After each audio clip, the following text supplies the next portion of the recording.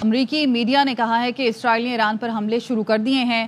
ایرانی میڈیا نے تہران کے جنوب مغربی علاقے میں فوجی اڈوں پر حملے کی تصدیق کر دی ہے۔ تہران فائر ڈپارٹمنٹ کے مطابق دھماکوں سے متعدد عمارتوں میں آگ لگ گئی ہے۔ آگ سے متاثرہ ایک عمارت سے 10 افراد کو نکال لیا گیا۔ عرب میڈیا نے بتایا ہے کہ اسرائیلی حملے میں امام خمینی ایئرپورٹ اور پاسداران انقلاب کے ہیڈ کوارٹرز کو نشانہ بنایا گیا۔ ترجمان اسرائیلی فوج نے کہا ایران میں طے شدہ اہداف کو نشانہ بنایا گیا ہے۔ اسرائیلی دفاعی اور جارحی صلاحیت پوری طرح متحرک ہے۔ امریکی میڈیا کے مطابق حملوں سے پہلے وائٹ ہاؤس کو آگاہ کر دیا گیا تھا۔ شام کے سرکاری میڈیا کا کہنا ہے کہ دمشق کے وسطی علاقے میں بھی دھماکے سنے گئے ہیں۔ عرب میڈیا کے مطابق عراق کے شہر تکریت میں بھی دھماکے سنے گئے ہیں۔ بائیڈن انتظامیہ کے عہدیدار نے بتایا کہ امریکہ ایران کے خلاف حالیہ اسرائیلی آپریشن کا حصہ نہیں بنے گا۔ امریکہ نے اسرائیل کو ایرانی ایٹمی تنصیبات اور تیل کے ذخائر کو نشانہ نہ بنانے کا پابند کیا تھا۔ امریکی اخبار نے دعویٰ کیا ہے کہ امریکہ نے اس کے بدلے اسرائیل کے لیے مزید امداد کا وعدہ کیا۔ امریکہ اس کے بدلے اسرائیل کو جدید ہتھیار فراہم کرے گا۔ امریکہ نے یمنی حوثیوں کے خلاف کارروائیاں تیز کرنے کی بھی یقین دہانی کرائی ہے۔ تجزیہ کار ڈاکٹر نسیم اشرف کہتے ہیں کہ اسرائیل نے امریکہ میں الیکشن کے موقع کا فائدہ اٹھایا۔ امریکہ اسرائیل کو مشرق وسطیٰ میں جنگ پھیلانے سے روکنے کی کوشش کر رہا ہے، تاہم اب حملہ ہو چکا ہے تو امریکی قومی سلامتی کمیٹی نے اسے اسرائیلی جوابی کارروائی قرار دے دیا ہے۔ یہ الیکشن ہی کی وجہ سے اسرائیل کو یہ جسارت ہوتی ہے کہ وہ یہ کرے، کیونکہ اس کو معلوم ہے کہ امریکہ میں الیکشن کے ماحول میں اور الیکشن سے 10 دن یا 12 دن پہلے کوئی ان کو روکے گا نہیں، اور یہ بڑا سیریس سٹیپ ہے جو وہ وارن کر رہے تھے۔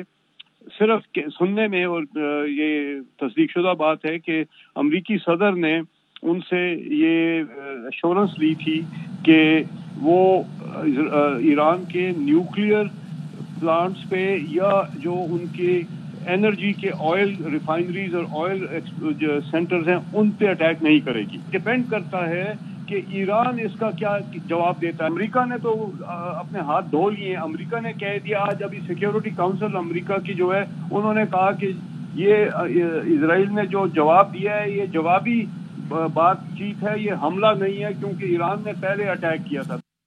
نامزد چیف جسٹس یحییٰ آفریدی کی تقریب حلف برداری آج 11 بجے ہوگی۔ صدر مملکت آصف علی زرداری نامزد چیف جسٹس سے حلف لیں گے۔ تقریب میں وزیر اعظم اور سروسز چیف شریک ہوں گے۔ ایوان صدر میں حلف برداری کے دعوت نامے جاری کر دیے گئے ہیں۔ ارکان پارلیمنٹ کو بھی دعوت نامے جاری کیے گئے ہیں۔ کے پی کے وزیر اعلیٰ علی امین گنڈاپور چیف جسٹس کی حلف برداری میں شریک ہوں گے۔ پی ٹی آئی کے سیکرٹری اطلاعات شیخ وقاص اکرم نے ٹویٹ میں کہا کہ علی امین گنڈاپور صوبے کے سربراہ کی حیثیت سے تقریب حلف برداری میں شرکت کریں گے۔ پی ٹی آئی 26ویں ترمیم اور چیف جسٹس کی تعیناتی کے طریقہ کار کو غیر آئینی مانتی ہے، تاہم جب تک سپریم کورٹ ان ترامیم پر فیصلہ نہ دے تب تک یہ لا آف دی لینڈ ہیں۔ لکی مروت میں نماز مغرب کے دوران ایک مسجد پر خوارج کا حملہ، چھٹی پر گھر آئے ہوئے کیڈٹ عارف اللہ شہید ہو گئے۔ آئی ایس پی آر کے مطابق خوارج نے جیسے ہی فائرنگ شروع کی، کیڈٹ عارف اللہ نے خوارج کا بہادری سے مقابلہ کیا اور نمازیوں کی جانیں بچاتے ہوئے شہید ہوئے۔ کیڈٹ عارف اللہ پاکستان ملٹری اکیڈمی کاکول میں زیر تربیت تھے۔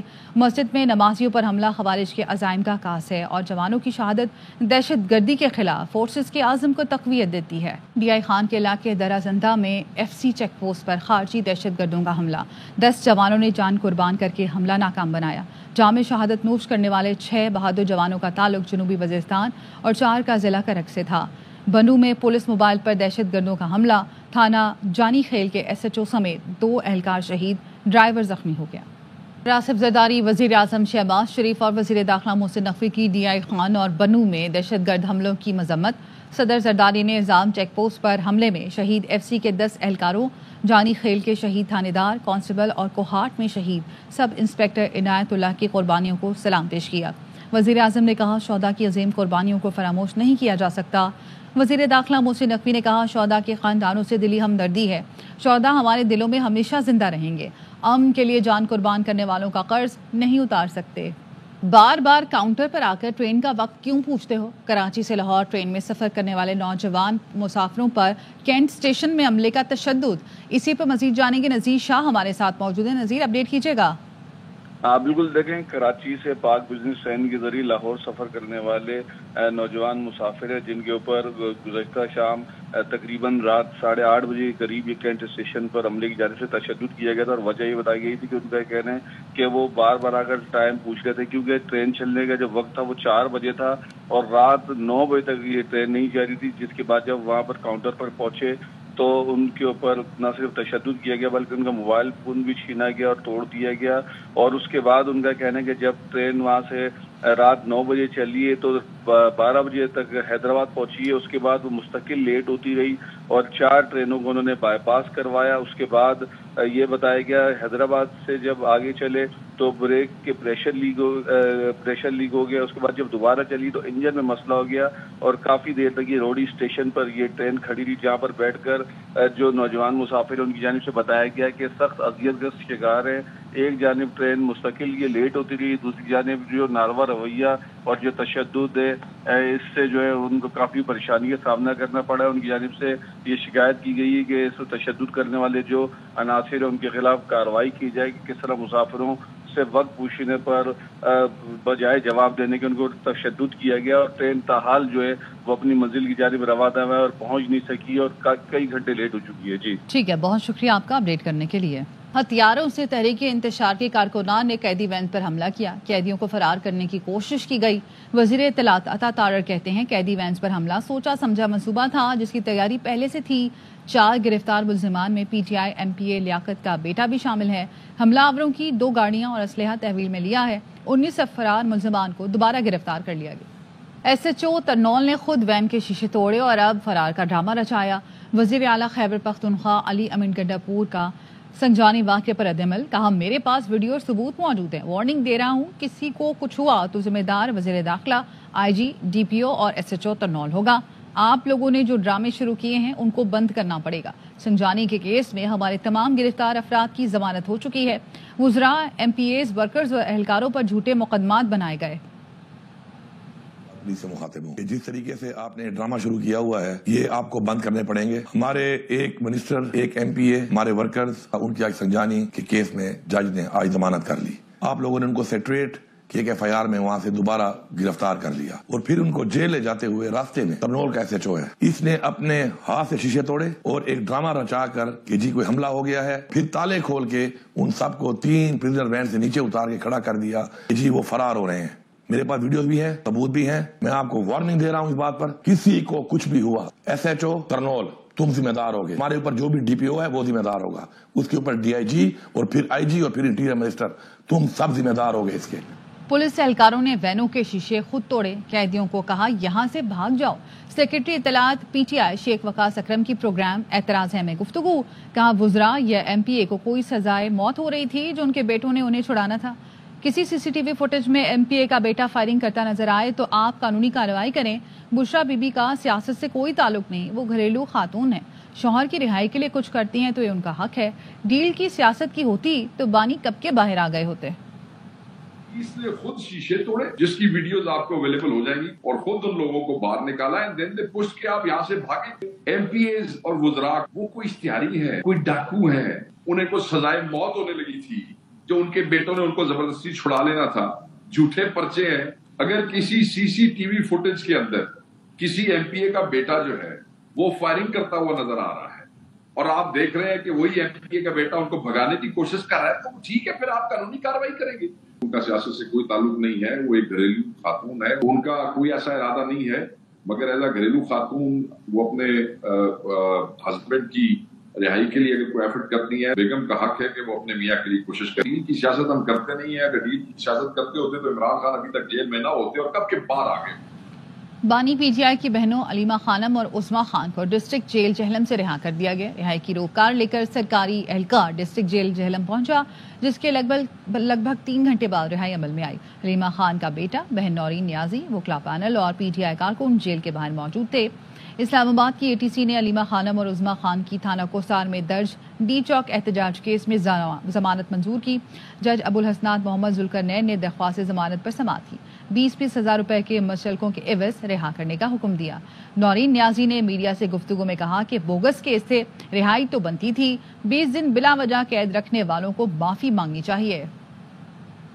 केसेस क्योंकि बोगस थे, रिहाई तो बनती थी, और अलीमा बुशरा बेगम की भी बनती थी, और अलीमा उज़मा तो दोनों बिल्कुल बेकसूर, उनके ऊपर कोई केस नहीं था। ये ज़बरदस्ती उनको 20 दिन रखा गया। इसका तो इनको हिसाब देना चाहिए कि इन्होंने क्यों उनको बगैर वजह के पकड़ा। को चाहिए माफ़ी मांगे कि हमारे से गलती हो गई। फवाद चौधरी और फैसल चौधरी को पार्टी क़यादत के खिलाफ बयानबाजी महंगी पड़ गई। बानी पीटीआई की हिदायत पर फैसल चौधरी को पीटीआई वकला टीम से निकाल दिया गया। ज़राए का कहना है फैसल चौधरी हर चीज़ का क्रेडिट लेने की कोशिश करते थे। भाई समेत मखसूस लोगों की पार्टी में वापसी की कोशिश में थे। फैसल चौधरी टीम में शामिल साथी वकला को नीचा दिखाने की कोशिश करते थे। पिंडी टेस्ट में स्पिनर्स पाकिस्तान को कमांडिंग पोजीशन में ले आए। बाज बॉल खेलने वालों का बुरा हाल हो गया। दूसरे दिन के अख्ताम तक कौमी टीम जीत के करीब पहुंच गई। 77 रन के खसारे से इनिंग शुरू करने वाली मेहमान टीम का टॉप 3 पवेलियन रवाना। पाकिस्तान को अब भी 53 रन की बर्तरी हासिल है। रूट और स्टोक्स इंग्लैंड की आखिरी उम्मीद। पाकिस्तान ने सऊद शकील की सेंचुरी की बदौलत पहली इनिंग्स में 344 रन बनाए थे। साजिद खान और नुमान अली ने मेरा भी काम आसान कर दिया। कौमी टीम के नायब कप्तान सऊद शकील का कहना है कि पाकिस्तान को बेहतरीन पोजीशन में लाने का क्रेडिट साजिद और नुमान को जाता है। दोनों की जितनी तारीफ की जाए कम है।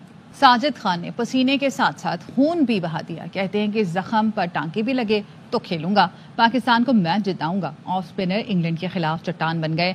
बैटिंग के दौरान थोड़ी पर गेंद लगी तो खून निकला। शर्ट बदलकर दोबारा बैट थाम लिया। चक्कर आने पर मैदान में बैठ गए मगर हिम्मत न हारी। बैटिंग जारी रखी। 4 बुलंद दोबाला छक्के लगाए। नाकाबिले शिकस्त 48 रन बनाए। बॉलिंग से भी छक्के छुड़ाए। पहली इनिंग्स में 6 शिकार की, दूसरी में बेन डकेट की अहम विकेट उड़ाई। पाकिस्तान और भारत की टीमों को इमर्जिंग एशिया कप के सेमीफाइनल में शिकस्त। श्रीलंका और अफगानिस्तान ने इवेंट के फाइनल के लिए क्वालिफाई कर लिया। चैंपियन का फैसला इतवार को होगा। कराची वालों को बिजली का जोरदार झटका। नेपरा ने कराची के लिए बिजली 3 रुपए 3 पैसे फी यूनिट मजीद महंगी कर दी। नेपरा ने जुलाई की एडजस्टमेंट में बिजली महंगी की कि इलेक्ट्रिक सार्फिन से इजाफी वसूली दिसंबर के बिलों में की जाएगी। नेपरा ने के इलेक्ट्रिक सार्फिन के लिए बिजली महंगी करने का नोटिफिकेशन जारी कर दिया। के इलेक्ट्रिक ने जुलाई की फ्यूल एडजस्टमेंट में 3 रुपए 9 पैसे का इजाफा मांगा था।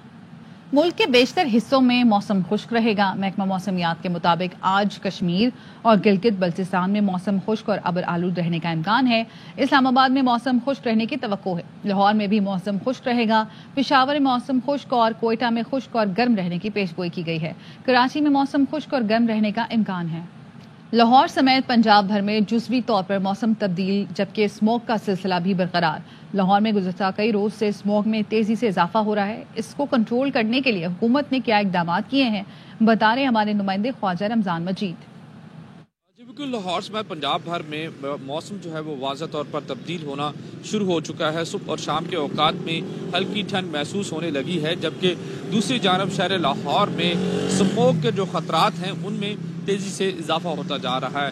गुज़श्ता कई रोज़ से शहर लाहौर में स्मोक का जो सिलसिला है वो बरकरार है। ऐसा कई रोज़ में 400 से 500 के दरमियान भी एयर क्वालिटी इंडेक्स रहा। ज़िला इंतज़ामिया को चाहिए कि वो सख्त से सख्त इक़दाम करें। ऐसे जो किसान जो बाक़ियात को जलाते हैं और इसके साथ साथ जो गाड़ियाँ धुआं छोड़ती हैं और इन तमाम के खिलाफ सख्त कार्रवाई करें ताकि ये स्मोक को कंट्रोल किया जा सके। जी, कराची फिश हार्बर में कायम मछली मार्केट में न सिर्फ अंदरून बल्कि बैरून मुल्क ममालिक से भी मछलियाँ एक्सपोर्ट की जाती हैं। इस साल मछलियों की कीमतें क्या रहेंगी, जानते अपने नुमाइंदे आसिफ खान से। आसिफ, बताइएगा। का जो सीजन है वो स्टार्ट हो गया है। बड़ी वाफिर मिकदार में जो मछलियां हैं वो यहाँ पर लाई जा रही हैं और यहाँ ना सिर्फ लोकल पैमाने पर मछलियां फरोख्त होती हैं, उसके अलावा यहाँ से मछलियां एक्सपोर्ट भी की जाती हैं। तो इस वक्त कुछ दुकानदार भी हैं जो यहाँ पर मौजूद हैं। मजीद यहाँ पर अभी जो मछली का जो रेट है ना अभी बहुत मुनासिब है। थोड़ा जनवरी के टाइम पे मछली का रेट थोड़ा ऊपर हो जाता है। तो अभी अगर आप लोगों सबको जिसको भी मछली चाहिए तो अभी आ सकते हो, सस्ता है। मछली लेने आए? हाँ। कैसी कीमतें हैं, क्या कीमतें हैं? मच्छी के सही है रेट सही है। हाँ। तो आप घर में पकाने के लिए या फरोख्त करने के लिए? हम बेचते हैं। कहाँ बेचते हैं? हम कराची में गार्डन में। अच्छा जी, तो ये भी दुकानदार हैं, ये गार्डन के एरिया से आए और यहाँ से मछली ले जा खरीद कर और फिर वहाँ बेचेंगे। तो ये सूरत हाल है। पाकिस्तान की सबसे बड़ी फिश मार्केट है जहाँ पर सुबह के वक्त इस वक्त कारोबार का सिलसिला जारी है और मछलियों के सीजन का भी आगाज हो गया है। अटक में दरबार आज़मिया रहीमिया साले का बाद शरीफ में उर्स गौसैद मुबारक का आगाज कर दिया गया। 3 रोजा उर्स की तकरीबात का आगाज मज़ारात पर चादर चढ़ाकर किया गया। इस मौके पर खुसूसी दुआ भी की गई। الحاج پیر ثانی سرکار اور پیر سلطان سرکار نے مزارات پر حاضری دی اور چادر چڑھائی۔ جمعے کے اجتماع میں پیر محمد فیضان سرکار نے خطاب میں اولیاء کرام کی خدمات بیان کی۔ عرس کے لیے دور دراز سے ہزاروں کی تعداد میں زائرین کی آمد کا سلسلہ جاری ہے، جن کے لیے لنگر کے خصوصی انتظامات کیے گئے ہیں۔ امریکی حکومت کے تعاون سے فریئر ہال کی بحالی کا منصوبہ مکمل ہو گیا۔ امریکی سفیر ڈونلڈ بلوم اور وزیر ثقافت سندھ سید ذوالفقار شاہ نے افتتاح کیا۔ تاریخی ثقافتی ورثے کی بحالی کے منصوبے پر $3.5 لاکھ لاگت آئی، جس کے لیے امریکی قونصل خانے اور Sindh exploration and adventure society نے شراکت داری کی۔ دیکھتے ہیں محمد صلاح الدین کی رپورٹ۔ حال کی تاریخی ثقافتی ورثے کی بحالی کے منصوبہ مکمل ہونے پر امریکی سفیر ڈونلڈ بلوم پہنچے فیریئر ہال، لائبریری کا دورہ کیا، شیلف پہ رکھی کتاب کا مطالعہ بھی کیا۔ انتظامیہ کی جانب سے منصوبہ مکمل ہونے سے متعلق انہیں بریفنگ بھی دی گئی۔ تقریب سے خطاب کرتے ہوئے امریکی سفیر کا کہنا تھا کہ یہ نادر منصوبہ جو امریکی قونصل خانے اور سندھ ایکسپلوریشن ایڈونچر سوسائٹی کی شراکت داری سے آج پایا تکمیل کو پہنچا ہے۔ On behalf of the US government and the American people, it's a real honor to join you today as we celebrate the completion of this remarkable project, the restoration of the beautiful and historic Freer Hall. امریکی سفیر کا کہنا تھا کہ فیریئر hall 2002 میں دھماکے میں متاثر ہوا تھا۔ اس کی بحالی دونوں ممالک کے تعلقات اور ثقافتی ورثے کے تحفظ کا عزم ظاہر کرتا ہے۔ پاکستان کی عظیم تاریخ و ثقافت کو محفوظ کر رہے ہیں۔ Funding from the U.S. Ambassador's Fund for Cultural Preservation, Freer Hall will continue to serve as a space for Karachi's vibrant artistic community and a testament to the city's rich cultural heritage. This project beautifully encapsulates the shared values and collaborative efforts between the United States and Pakistan. تقریب میں امریکی قونصل general اور صوبائی وزیر ثقافت سید ذوالفقار علی شاہ بھی موجود تھے۔ ڈونلڈ بلوم صاحب ہمیشہ سندھ حکومت کے ساتھ تعاون کرتے ہیں۔ آپ سب نے مل کے یہ ریسٹوریٹ کیا ہے اپنا فریئر ہال کو۔ فیریئر ہال کی تاریخی ثقافتی ورثے کی بحالی کے لیے $3,50,000 امریکی ڈالر امریکی سفیر کے فنڈ برائے ثقافتی تحفظ AFCP کے منصوبے کے تحت مکمل ہوا۔ کیمرہ مین نعمان شیخ کے ساتھ محمد صلاح الدین، ARY نیوز کراچی۔ نائک سیف اللہ جنجوعہ شہید نشان حیدر کا 76واں یوم شہادت پوری عقیدت و احترام سے منایا جا رہا ہے۔ دن کا آغاز مساجد میں قرآن خوانی اور دعاؤں کے ساتھ کیا گیا۔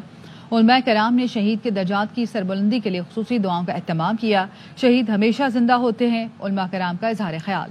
اس کے ساتھ ہی نیوز بلیٹن سے فی الوقت اتنا ہی۔ مزید خبروں اور اپڈیٹس کے لیے دیکھتے رہیے ARY نیوز۔